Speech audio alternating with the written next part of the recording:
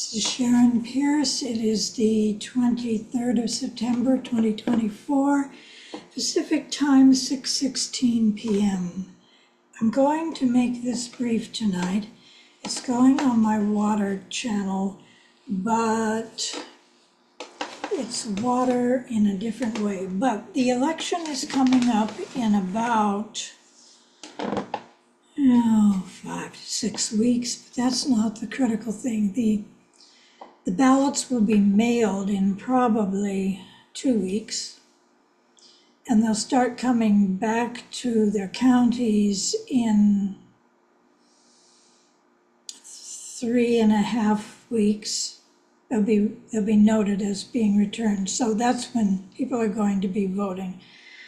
They pretty much know how they're going to vote, and that will be that. Now, as to water, something interesting happened yesterday or 2 days ago.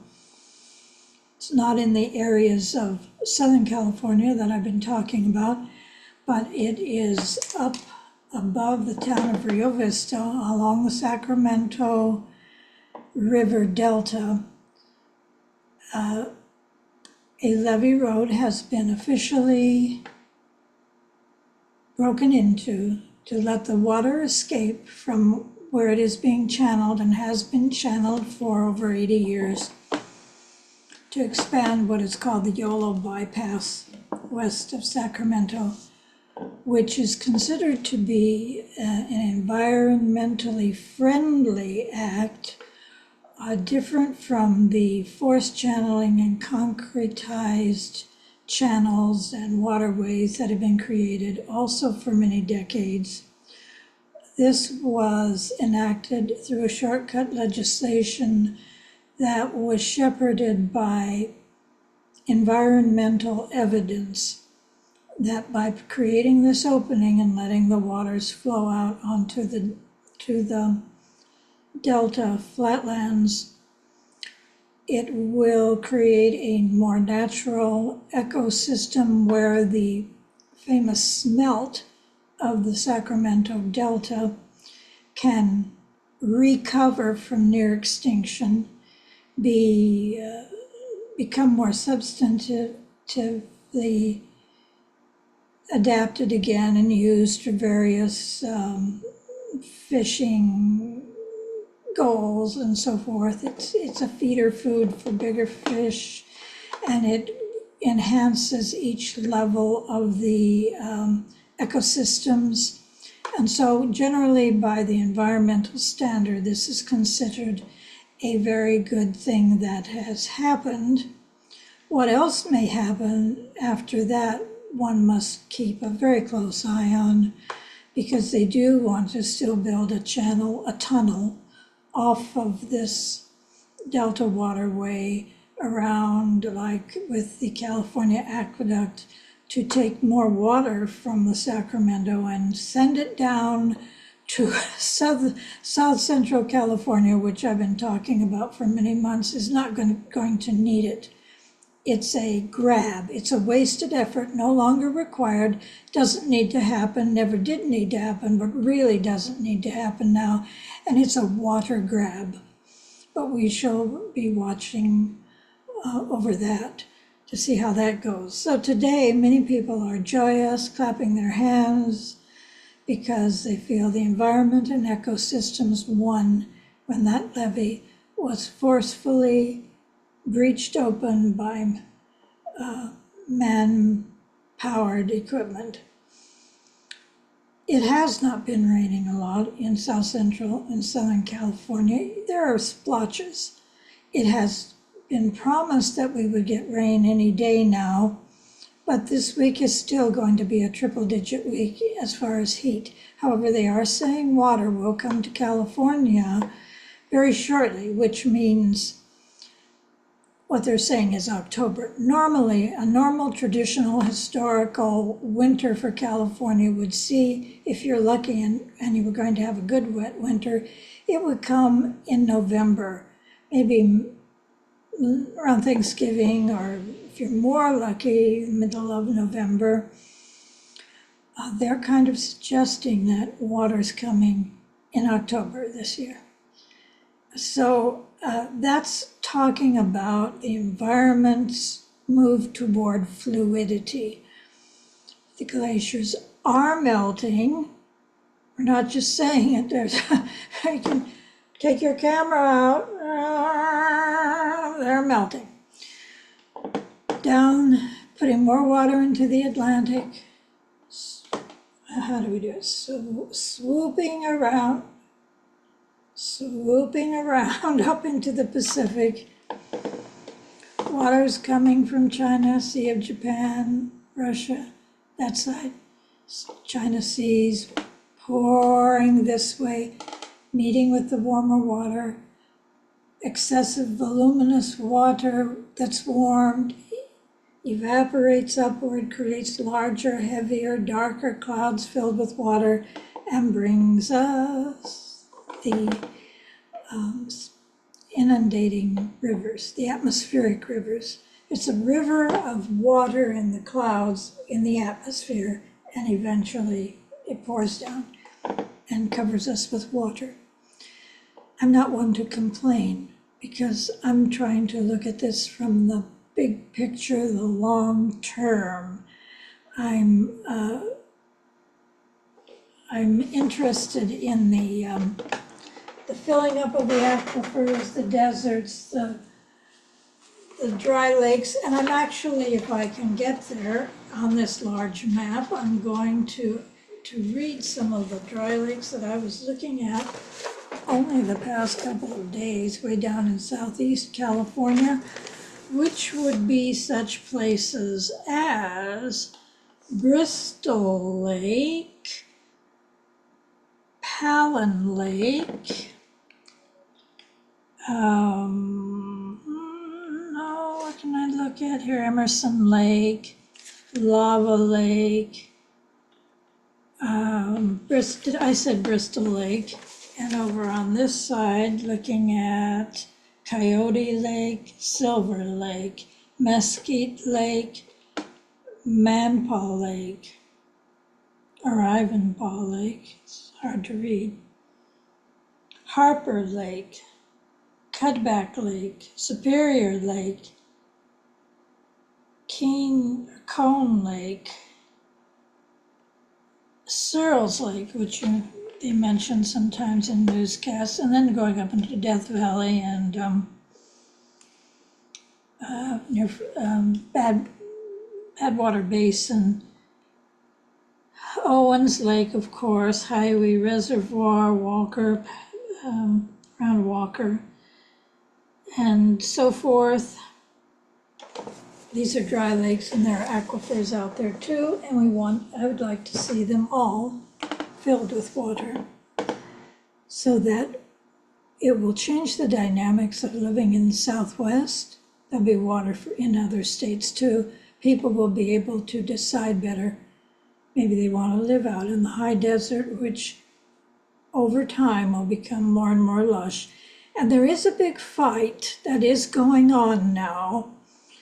A short distance it's a short distance line out in the Mojave Water District.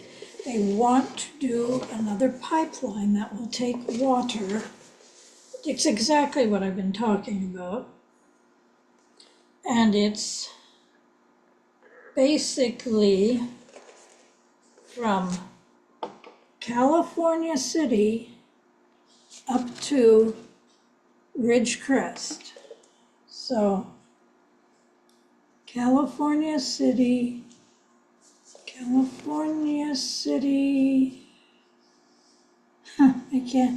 going the opposite way to Ridgecrest.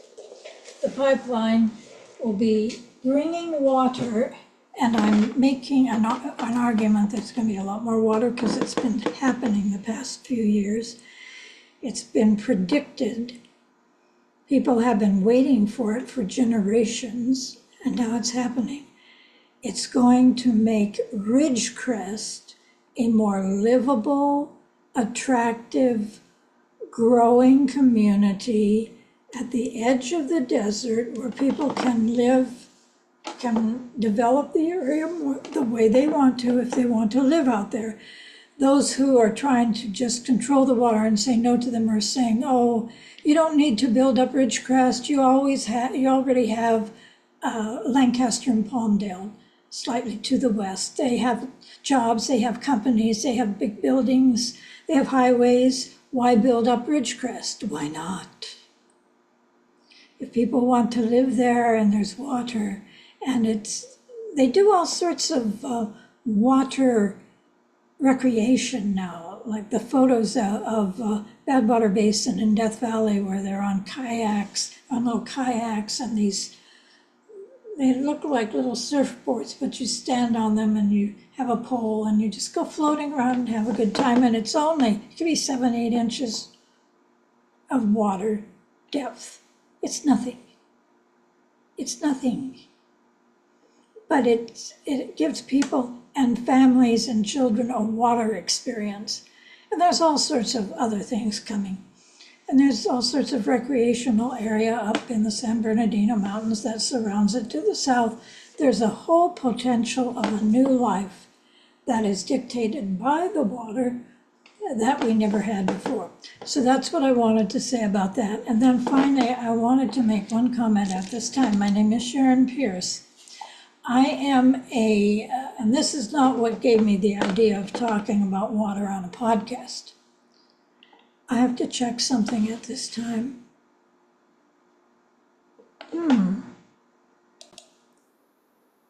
Okay, I just wanted to make sure I was recording. It isn't where I came up with thought of wanting to talk about water and saying, claim the water that is falling down as yours. They're already coming up with schemes, the various water districts, to grab all the water they can, then tell the residents they don't have enough water. And you're going to have to pay more for the water we give you. Taxes. Pay more, pay more, pay more. And we'll take all this water and we'll make deals to sell it, and we'll keep the profit in the coffers and then pay ourselves bonuses or whatever other scheme they come up with to enhance the people at the top. Stop it. Don't do it. Don't let them do it. Be aware. Just be aware. Attend the city council meetings, the planning meetings, boring though they may seem. Watch them on Zoom or go to them. You've heard about follow the money. Follow the atmospheric rivers as the water pours down. I am what I call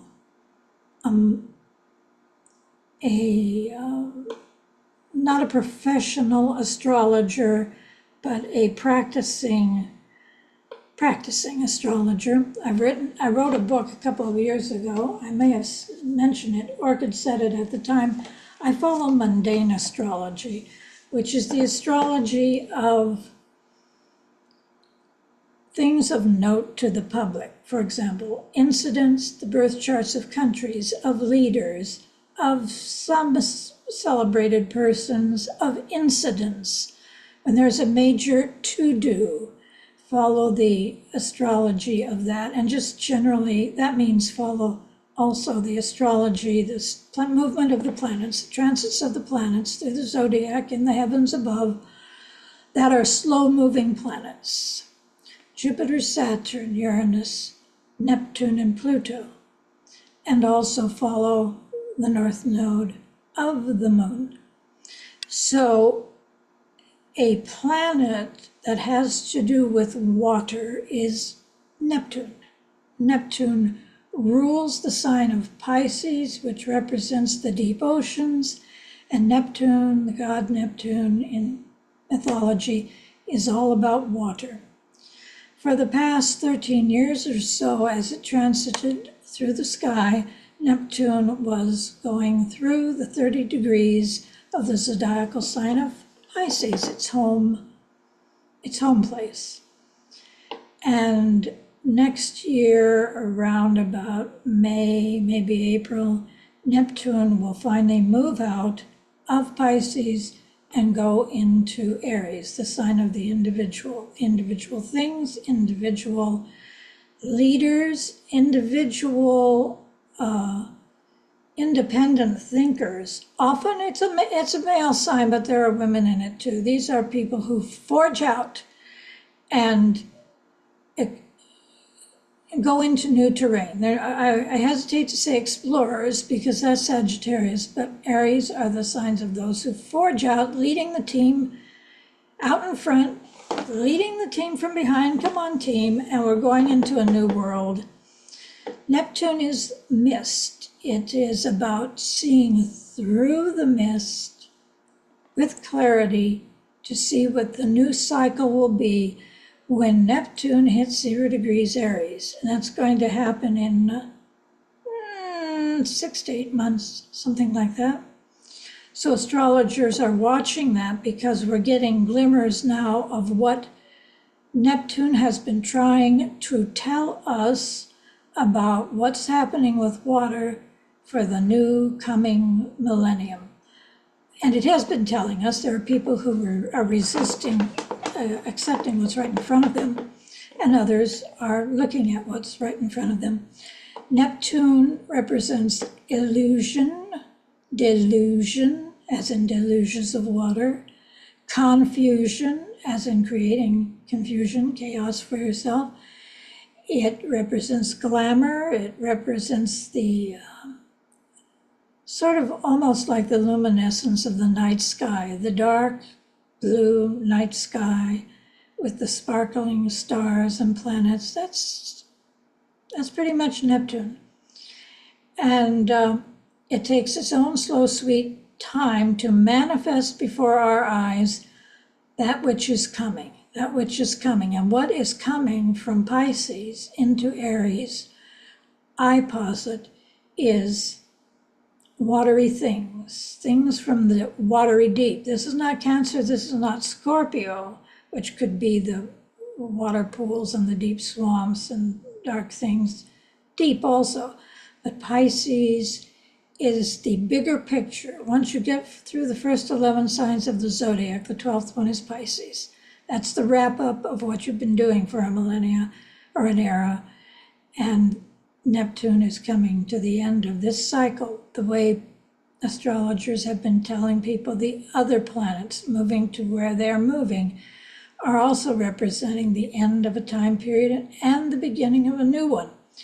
So Neptune represents the waters, and the waters are coming. And the promise that there will be water across the land is happening. It's just happening. And at this very moment, as I speak to you, there is another forecast, one of many, of a major, massive hurricane coming up in the Gulf Coast, along the South American coast, around Colombia, on the west side of Cuba. And it's heading inward. I have to do it the other way. It's heading inward.